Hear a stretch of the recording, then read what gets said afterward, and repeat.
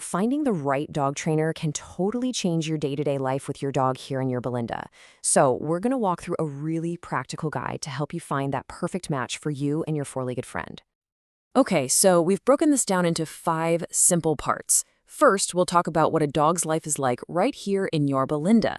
Then we'll get into figuring out your specific needs.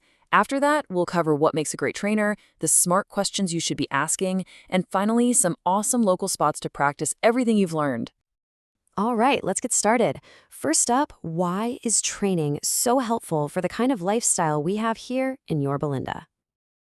Life with a dog in Yorba Linda is pretty great, right? You've got these beautiful tree-lined streets for walks, awesome community trails, but you've also got busy shopping centers. Training is what helps your dog handle all of it calmly so they can actually enjoy everything our town has to offer right alongside you.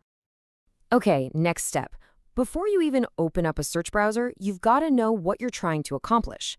It's all about identifying your goals first. So, really think about this for a second. What are your specific training goals? Are we talking about a brand new puppy who needs to learn everything? Or maybe you have an older dog with a couple of quirks you want to work on. Getting clear on this makes everything else so much easier. And here are some of the usual suspects. Things like puppy socialization, basic commands like sit and stay, or maybe the big ones, leash pulling, jumping on guests, or barking a little too much. Does any of this sound familiar?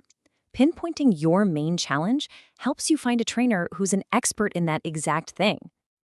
And remember, training comes in a bunch of different flavors. You've got private lessons right in your home, which are awesome for stuff that happens at home. Then there are group classes, day training, board and train programs, even video calls. The format you choose really depends on what you're trying to fix.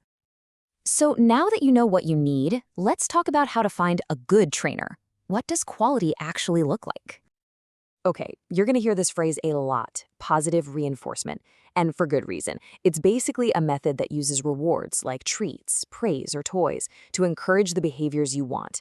It's not just about bribing your dog, it's about building trust and teaching them that making good choices pays off. The results you get from this approach really stick. And the difference here is night and day. On one side, you have humane, reward-based methods that build trust. On the other, you have stuff you want to avoid, anything based on fear, pain, or intimidation. Those old-school methods can really backfire and cause more problems than they solve. So how can you tell who's legit? Well, look for professional credentials. You might see acronyms like CPDTKA or KPA-CTP. These mean the trainer has passed exams and is committed to their education. And this part's really important. California doesn't license dog trainers. That means anyone can call themselves one. So it's totally up to you to check for these certifications. All right, you've narrowed it down to a few trainers. Now it's time to talk to them. Here's a quick checklist of questions you'll want to ask. Treat this like a little interview. Ask them flat out what methods they use. Ask about their education. A good trainer will have no problem explaining how they'll create a custom plan for your dog and how you'll see progress. And of course, make sure you're clear on the costs and what's included. And speaking of costs, here are some typical price ranges you might see around Yorba Linda and Orange County. As you can see, a group puppy class is going to cost a lot less than a multi-week board and train. This just gives you a ballpark idea of what to budget for. Okay, for our last section, let's talk about the fun part, taking what you've learned and using it out and about. Because training that only works in your house isn't all that useful, is it? And we have some great spots right here in town to do that. The Yorba Linda Community Dog Park is perfect for practicing recall in a safe, fenced area. Featherly Regional Park is awesome for working on leash skills with all the sights and smells of the trails. And Yorba Regional Park is fantastic for teaching your dog to stay focused when there are joggers and bikes all around.